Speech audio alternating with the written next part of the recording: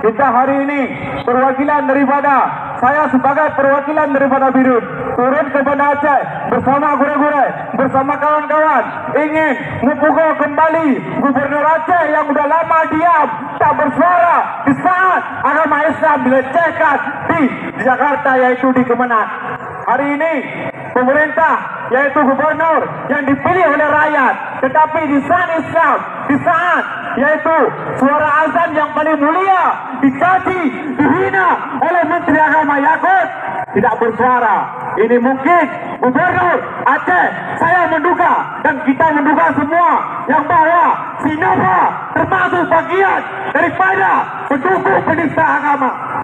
Maka dari itu kami minta kepada Pak Nasa, kalau memang kami tidak mau mencap yang bahwa Gubernur Aceh sebagai pendukung penista agama, maka silakan keluar jumpai kami.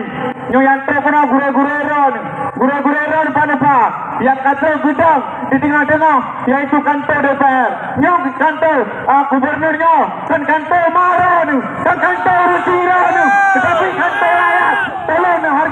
Tolong dihargai.